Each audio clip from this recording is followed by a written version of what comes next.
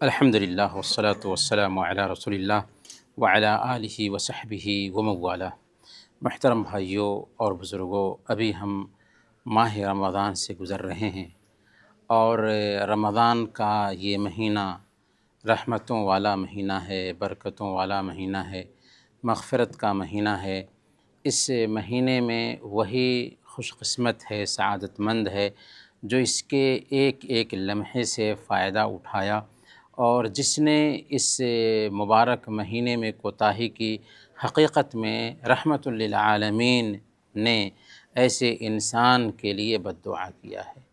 اللہ کے نبی صلی اللہ علیہ وسلم ایک مرتبہ خطبہ دے رہے تھے تو ممبر کے پہلے زینے پہ قدم رکھا، دوسرے زینے پہ قدم رکھا، تیسرے زینے پہ قدم رکھا اور آمین آمین آمین کہتے رہے۔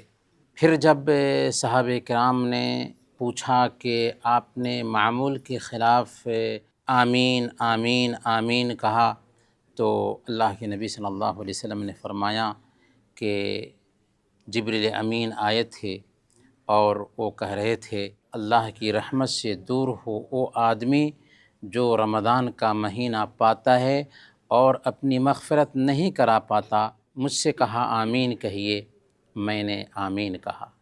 پھر اللہ کی رحمت سے دور ہو وہ شخص جو اپنے ماں باپ کو یا ان میں سے کسی ایک کو بڑھاپے میں پاتا ہے اور ان کی خدمت کر کے جنت حاصل نہیں کر پاتا، کہیے آمین، میں نے آمین کہا۔ پھر اللہ کی رحمت سے دور ہو وہ شخص جو میرا نام سنتا ہے اور مجھ پر درود نہیں بھیجتا ہے، کہیے آمین، میں نے آمین کہا۔ تو میرے بھائیوں، یہ حدیث اس بات پر دلالت کر رہی ہے کہ رمضان کا مہینہ پائیں، اور رمضان کا مہینہ پانے کے باوجود اس مہینے میں ہماری مغفرت نہ ہو سکے تو رحمت للعالمین نے ایسے انسان کے حوالے سے بد دعا کی ہے۔ حالانکہ اس رمضان کی ہر رات میں اللہ تعالیٰ گردنوں کو جہنم سے آزاد کرتا ہے۔ وَلِلَّهِ عُتَقَاءَ مِنَ النَّارِ وَذَلِكَ فِي كُلِّ لَيْلَةٍ، کہ رمضان کی ہر رات میں انسان کی گردنوں کو جہنم سے آزاد کیا جاتا ہے۔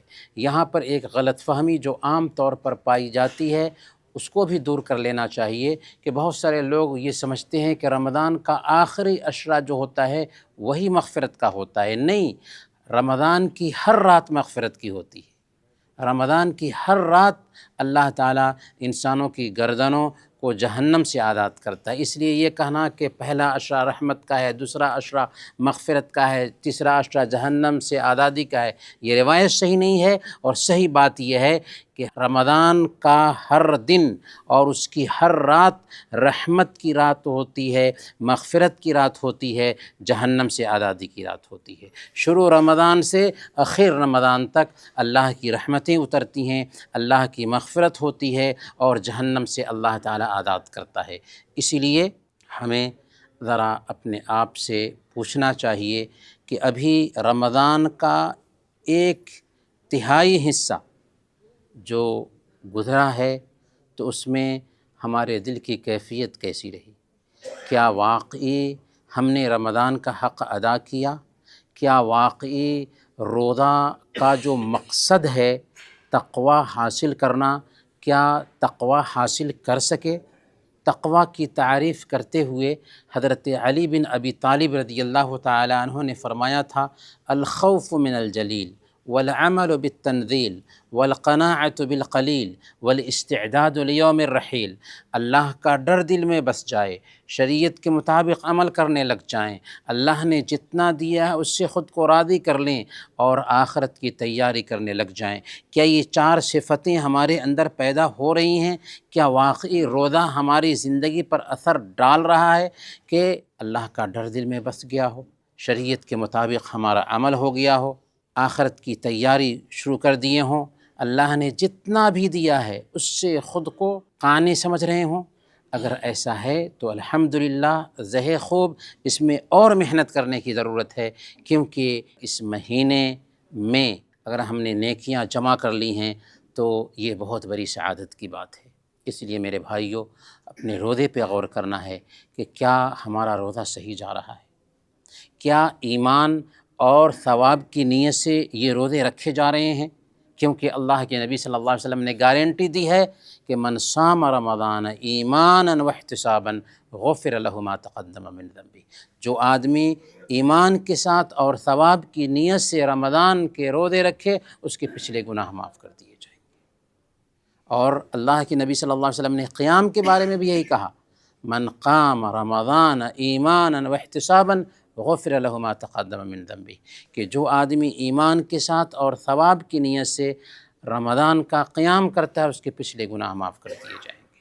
تو ہمیں اپنے روزوں پہ غور کرنا ہے کہ روزے میں کوتاہی تو نہیں ہو رہی ہے، تراویح پہ غور کرنا ہے کہ اس میں کوتاہی تو نہیں ہو رہی۔ بہت سارے لوگ ایسا کرتے ہیں کہ 2 رکعت 4 رکعت یا 6 رکعت پڑھ لیا اور نکل گئے، حالانکہ کوئی واجبی ذمہ داری نہیں ہوتی ان پہ، بس ایسی ہی عادت ہو گئی ہوئی ہے۔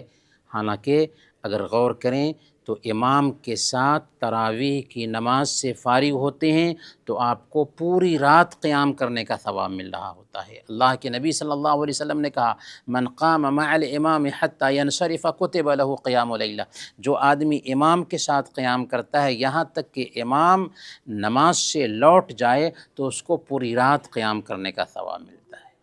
تو اسی لیے ہمیں چاہیے کہ اپنے روزوں پر غور کریں، اپنے قیام پہ غور کریں، قرآن کریم پہ غور کریں کہ قرآن یہ دراصل اسی مہینے میں اترا ہے، اور اس کی ہر رات میں جبریل امین آ کر کے اللہ کے نبی صلی اللہ علیہ وسلم کے ساتھ قرآن کا دورہ کرتے تھے۔ اس سے اس قرآن کی تلاوت کی اہمیت سمجھ میں آتی ہے۔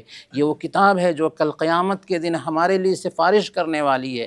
ہم میں بہتر وہ ہے پیارے نبی صلی اللہ علیہ وسلم کی زبانی جو قرآن سیکھتا ہو دوسروں کو سکھاتا ہو۔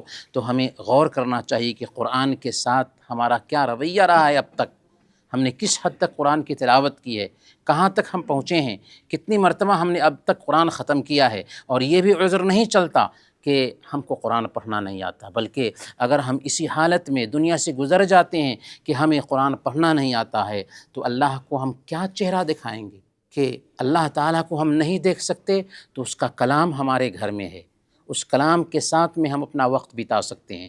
اور اگر ہمیں پڑھنا نہ بھی آتا ہے تو آج نیٹ کی دنیا ہے، ہم قرآن کریم سننے کا اہتمام کر سکتے ہیں، قرآن کریم کے ساتھ وقت بتائیں، ترجمہ قرآن کے ساتھ۔ یہ ایسی کتاب ہے کہ عجیب طریقے سے دل پر اثر انداز ہوتی ہے، یہ انقلابی کتاب ہے۔ اسی کتاب نے بکریوں کے چرواہوں کو ملکوں کا حکمراں بنا دیا تھا، صرف اس بنیاد پر کہ اس کتاب سے انہوں نے تعلق بنایا تھا۔ آج ہماری ذلت، ہمارے ادبار کی بنیادی وجہ یہ بھی ہے کہ اس کتاب سے ہمارا تعلق وہ نہ رہا جو ہونا چاہیے تھا۔ اسی لیے اللہ تعالیٰ قرآن کریم میں کہتا ہے، وقال الرسول یا رب ان قوم اتخذوا هذا القرآن مہجورا۔ اللہ کے نبی صلی اللہ علیہ وسلم کل قیامت کے دن اللہ کے دربار میں آئیں گے اور شکایت کریں گے۔ کس کے خلاف؟ کس کے خلاف شکایت کریں گے؟ اپنی امت کے خلاف شکایت کریں گے کہ اللہ میری امت نے اس کتاب کو ترک کر رکھا تھا، اس کی تلاوت نہ کرنا بھی ترک کرنا ہے، اس کے پیغام پہ عمل نہ کرنا بھی ترک کرنا ہے، اس کی تعلیمات کو اپنی زندگی میں نہ اتارنا بھی ترک کرنا ہے۔ تو اسی لیے قرآن کریم کے حوالے سے بھی اپنے تعلق پہ غور کرنا ہے۔ اللہ تعالیٰ نے ہم کو بے نیاز کر رکھا ہے تو ہم نے کچھ صدقہ کیا، کچھ خیرات کیا۔ اللہ کے نبی صلی اللہ علیہ وسلم نے بیان فرمایا، من فطر صائما کان له مثل اجره غیر انه لا ينقص من اجر الصائم شیء، کہ جو آدمی کسی روزے دار کو افطار کراتا ہے اس کو روزہ رکھنے والے کے جیسے ثواب ملتا ہے، اور روزے دار کے ثواب میں کسی طرح کی کمی نہیں واقع ہوتی۔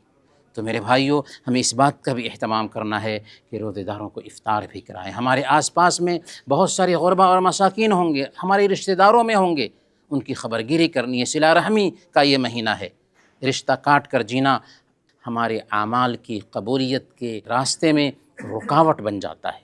اسی لیے رشتہ نبھائیں، صلہ رحمی کریں، اپنے آس پاس میں جو غریب ہیں ان کی مدد کریں، زیادہ سے زیادہ نیکیاں کمائیں۔ اللہ تعالیٰ سے ہم دعا کرتے ہیں کہ اللہ تعالیٰ ہم سب کو اس ماہ مبارک کو خیر و خوبی کے ساتھ گزارنے اور اس رمضان کو زندگی کا سب سے بہتر رمضان بنانے کی توفیق عطا فرمائیں۔ آمین۔ وصلی اللہ علی نبینا محمد وعلی آلہ وصحبہ اجمعین۔